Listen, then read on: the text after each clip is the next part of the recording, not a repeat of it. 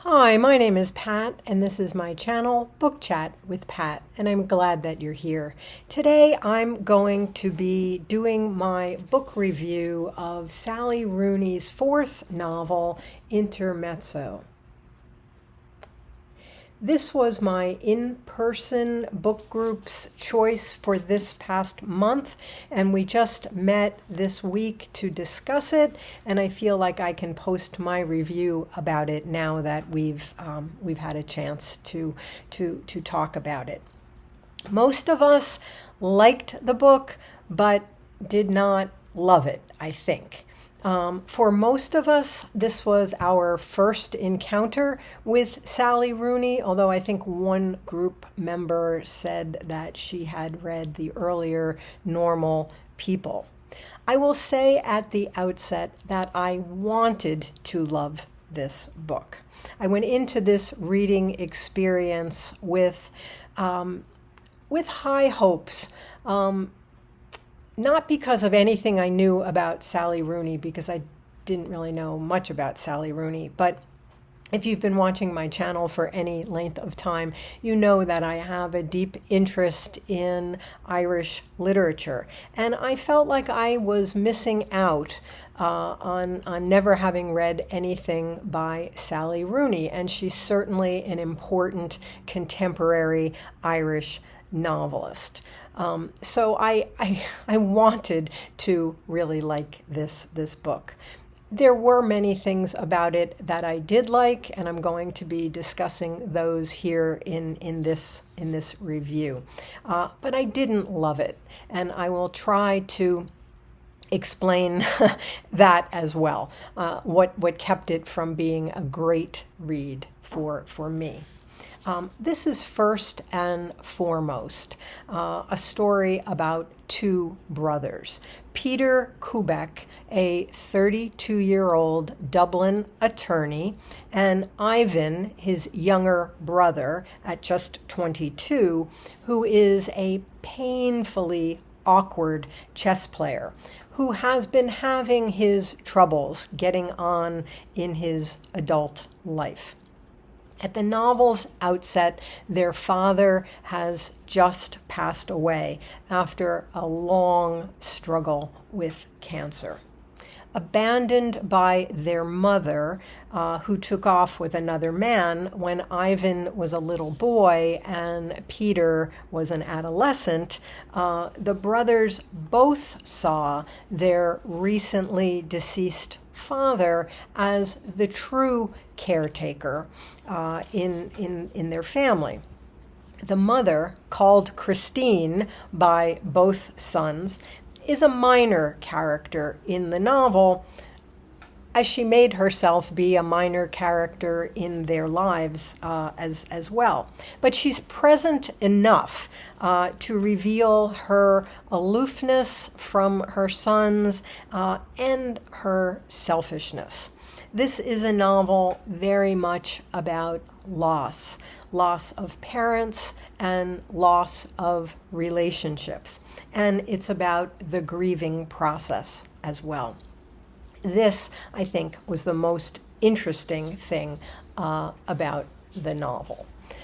We also follow the love lives of these two brothers. Peter's true love is Sylvia. She is now, in the present tense of the novel, a literature professor, but she's someone that he has known since they both started their studies at the university.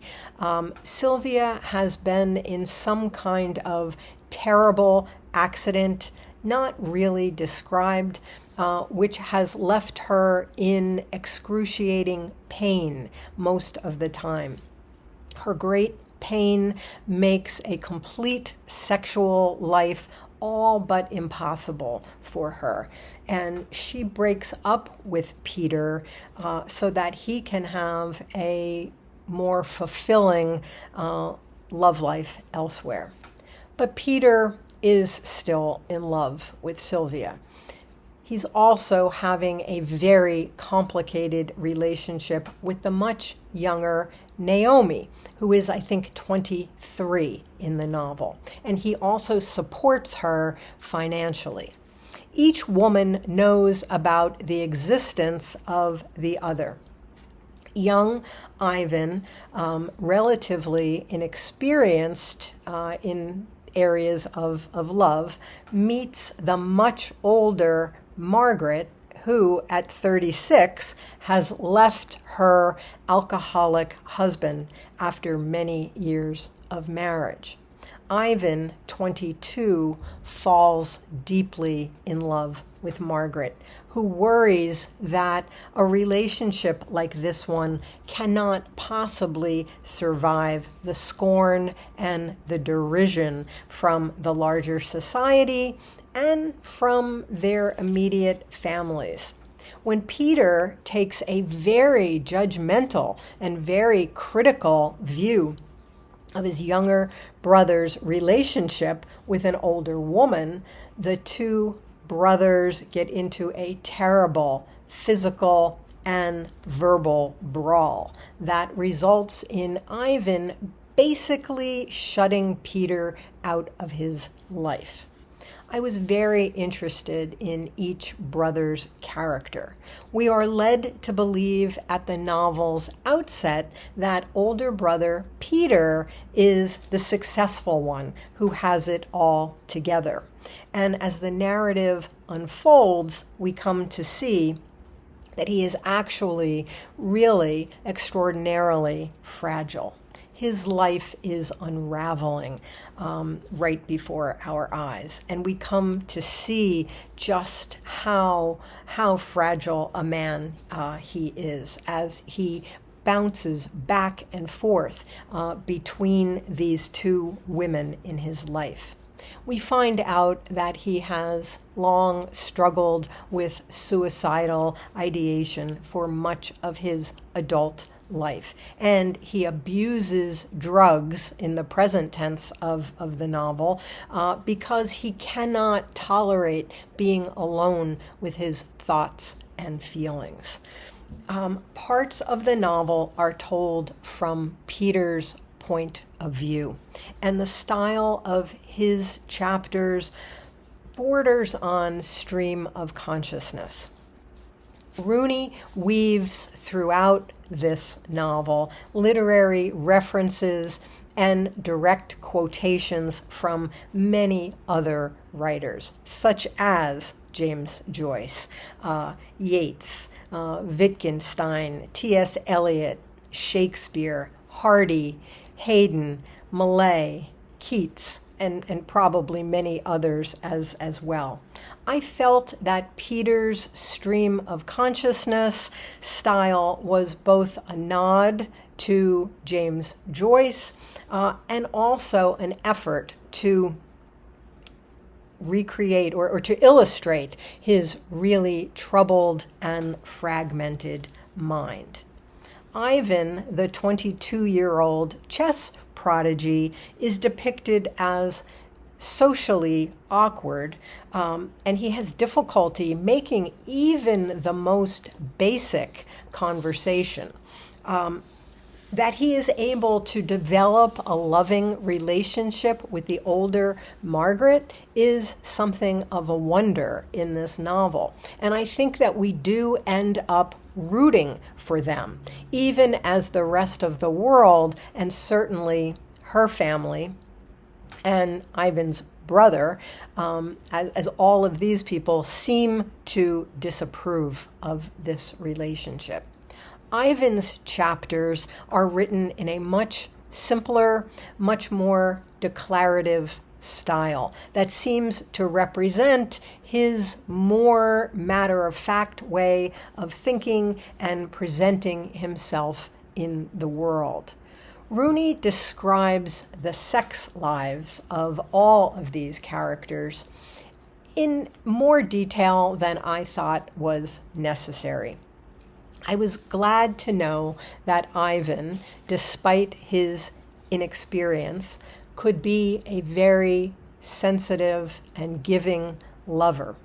but I could have done without the specific details and the fact that he often responds in the text to Margaret's pleasure with one-word juvenile acclamations like cool. That kind of made these scenes seem a little silly from time to time. I suppose that the point was to actually show us how young and inexperienced Ivan is.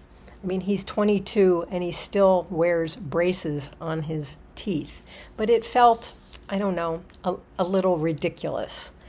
We also get chapters told from Margaret's point of view, and I was intrigued by her backstory as well. Although everyone in her family knew about her husband's alcoholism and her unhappiness in marriage, they generally preferred the idea of her staying married to him than the idea of her getting divorced or taking a younger man as a lover.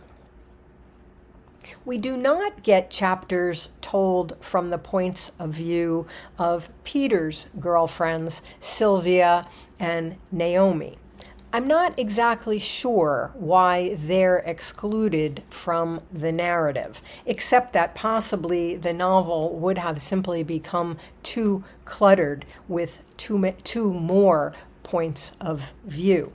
I do think that the inclusion of Margaret's voice does also encourage the reader to make certain parallels between Margaret and not Ivan, but rather Peter, which have only become apparent to me as I have continued to think about this novel since our group met on Monday to talk about it.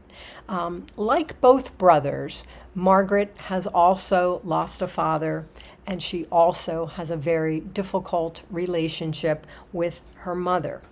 But especially like Peter, Margaret is still tied to a past relationship.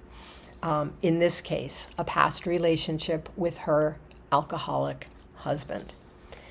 And also, like Peter, she has to overcome many inhibitions as a result of that earlier relationship if she is going to be able to move on, if she's going to be able to really open herself to feel love again.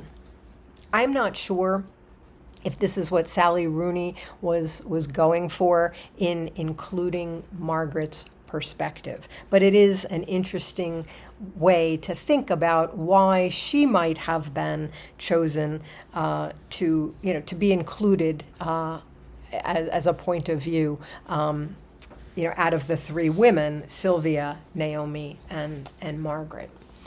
In our group's discussion of the novel, we also talked quite a bit about the meaning of the title of the novel, Intermezzo, which is definitely multi-layered.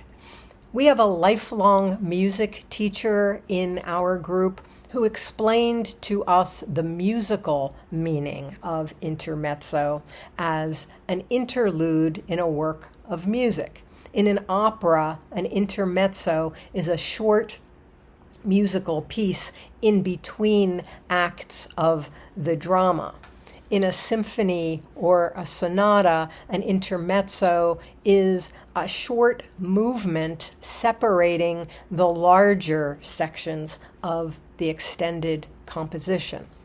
Taking the musical definition and applying it to the novel, perhaps Rooney is suggesting that this novel depicts an interlude or a period of transition in the brothers' lives after this monumental loss of their father. But intermezzo is also a term in the game of chess, which of course would have a significance in this novel, which is at least partially about chess. Even the book cover in the US version of the novel, depicts a chessboard.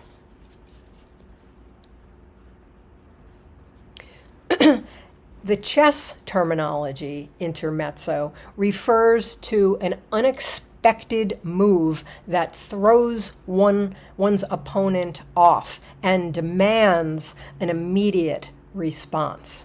The characters in this novel surely take turns making unexpected moves that have ramifications for their own lives and for the lives of the other characters as well. Without discussing any of these curveballs, I can say that this novel definitely gives us many, many examples of these kinds of unexpected moves that throw off everyone in their circle. I was most interested in this novel as a depiction of how a family copes with grief and loss after a loved one's death. I think for my book group, this was the most important theme that Rooney explores in the novel. Early in the novel, it was not at all obvious that these brothers would survive this period in their lives with their relationship intact. And that, sadly, is a true depiction of what often happens in a family after a major loss. The brothers in this novel have to figure out who they are to each other now that their father is gone. Although we don't know exactly where things will ultimately go for these two brothers, I did come away at the end with a hard-won feeling of hopefulness at the end of the novel. So those are my thoughts about Sally Rooney's fourth novel, Intermezzo. As always, I thank you for watching. I hope that you're doing well. I'll speak with you again soon. Take care.